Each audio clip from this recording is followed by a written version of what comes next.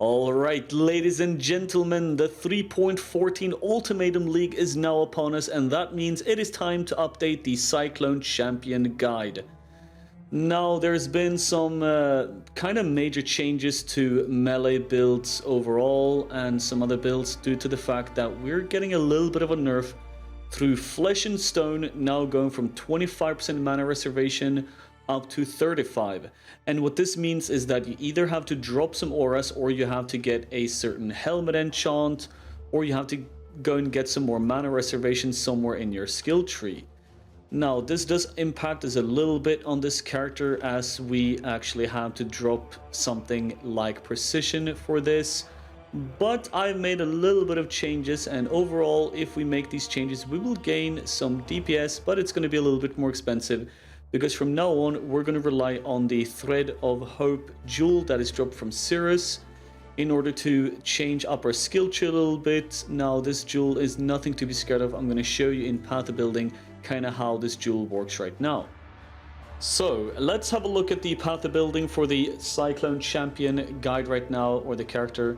And, well, basically, it's the same skill tree. There's not really many changes. We kind of still have the same things that we went for earlier.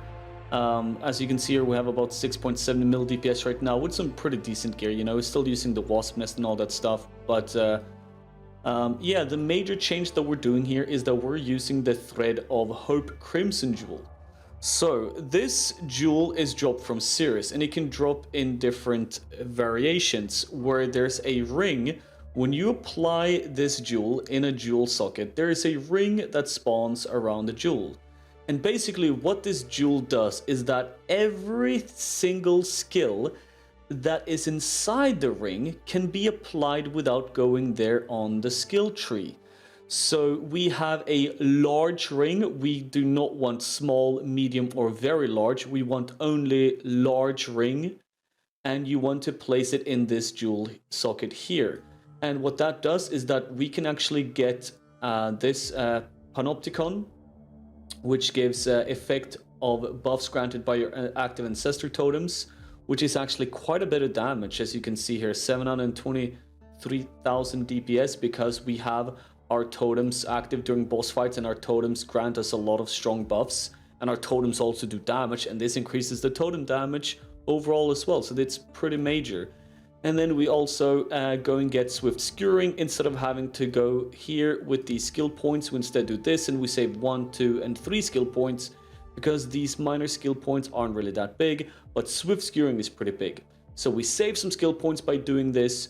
We go and get Panopticon, we get Swift Skewering, and if you were playing like a sword build, you could get like Blade Dancer and stuff like that as well, but it doesn't really matter for us. We're just doing this here. And what this frees us up to do is that frees up a couple of skill points, so we can actually go and grab versatile stance here. And this is very important in this league, that you get the stance skill reservation, 10% reduced reservation of stance skills. Because of the fact that we'll be using Blood and Sand, and we will be using Flesh and Stone this league, we really need that reservation back.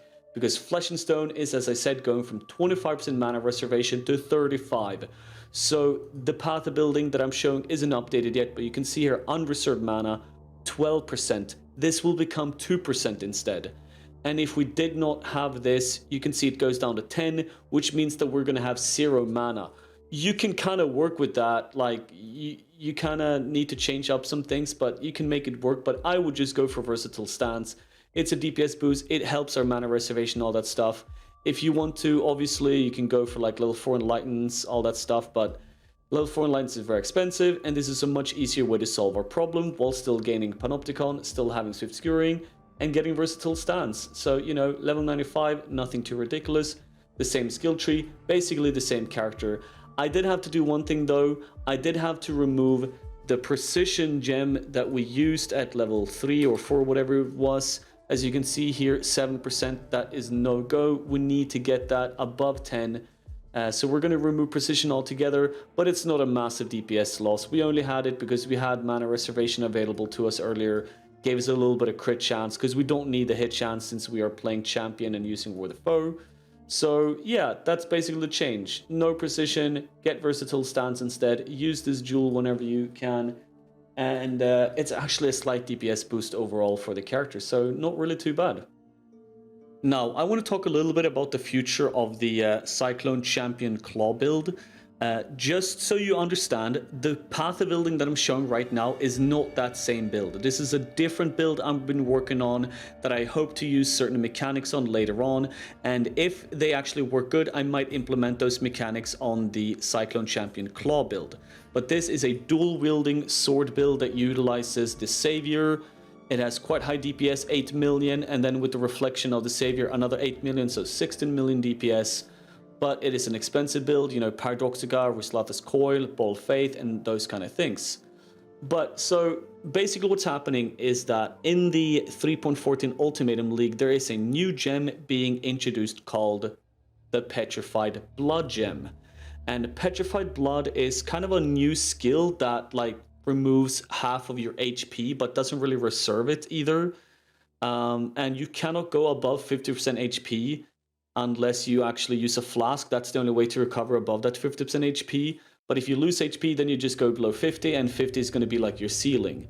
And the way that it works is that when you take a hit, you're going to take a portion of the hit directly, and then the next, and then like the other, like another portion of the hit is going to be taken as like just damage spread out over like 4 seconds or something like that. So kind of like splits your damage taken in a weird way, and I'm not really going to go into the mechanics. There's already videos about that I can link to below if you want to have a check, and that kind of explains the mechanics. But anyway, so basically what you can do with this build is that there's a new way of maintaining low life in Path of Exile. It is now 50% if you want to have low life, and low life can be pretty interesting for Path of Exile due to certain mechanics. As you know, if you play a spell build, you know, you have like Pain Attunement and all that stuff, and that gives you spell damage. But there are some new skill gems also being introduced in the 3.14 Ultimatum League that actually can give quite a big of damage boost for attack skills if you are under low life, or like if you have low life. And depending on how strong these damage boosts can be from these gems, they might actually be implemented in these kind of builds. So basically what I'm looking at here is that if I would use Petrified Blood on this character, I would reserve a little bit of my life, and then I would also have, you know, Petrified Blood. I can have certain auras active because of reserving a portion of my life with like blood magic and stuff like that. But the really important thing here is that if these, you know, new support gems give more damage than, let's say, for example, if they give more damage than melee physical damage, then it can be kind of interesting, you know, drop in physical damage and using one of the new ones. And also on top of that, there is a very interesting thing that you can do with the Champion Ascendancy with First Strike, Last Fall. So what this does is that you permanently intimidate enemies that are on full life. Basically, any enemy you hit, you always intimidate them, because any enemy you hit are always on full life when you start attacking them, basically, unless you're playing in a group of people or having minions or something like that. But if you're playing alone and just using this, then you hit an enemy, and that gives you Intimidate on the enemy, and Intimidate, as you can see here, is about 10% increased attack damage, which is pretty nice boost to use if you can use First Strike, Last Fall, or intimidate the enemy in any way. The second very interesting thing here is that you gain adrenaline for 20 seconds when you reach low life if you do not have adrenaline. So adrenaline for 20 seconds is massive, and also you recover life when you gain adrenaline, and you remove all ailments and burning when you gain adrenaline. So it's kind of nice defensively, the remove all ailments and burning, and maybe recover the life. If you take a big chunk of damage, then you insta recover. But the way that this could work is that if you only have a ceiling of 50% HP, as we discussed when using Petrified Blood, when you then use a life flask, you go above the 50% threshold and you're no longer low life. But then when you take damage, you will then reach low life again. And that means that you can like toy around with this really easy with using Petrified Blood, going from low life to not using low life to being low life and all that stuff, and getting adrenaline over and over again. And the very interesting thing about adrenaline is that it gives 100% increased damage, 25% attack cost and movement speed, and 10% physical damage reduction. So it can actually be massive defensively, massive offensively, and it can also be kind of a fun thing if you are a little bit of a high-end player that likes to toy around with, you know, like gaining adrenaline, not getting adrenaline, and like bouncing back and forth between this. It could actually be a really cool iteration of the build. Petrified Blood being a nice mechanic, you're already tanky, and then gaining adrenaline for massive damage and all that stuff, you know, as you can see here. We have 8 million DPS, adrenaline 6.6 all the way up to 8. That is a lot of damage by gaining adrenaline, and therefore a build like this, or even the other Champion Cyclone Claw build, if we actually put this sort of iteration in the build, could actually be very, very interesting. But we'll have to look at that in the future, as we don't really have the Path of Building stuff out yet, and yeah, we'll see if I implement that in my other build or not. Otherwise, just keep on going with the other build, and if you want to play the dual wield sword character that I have here as well, I have a normal version that is not this crazy weird stuff, either Slayer, or you could play it on the Champion by just going Unstoppable Hero, Master of Metal, and Worthy Foe as well. Kind of the same stuff. You do what you want, you know, but I can also link this in the description of this video as well if you want. And yeah, that's basically it. Thank you, my brother, okay?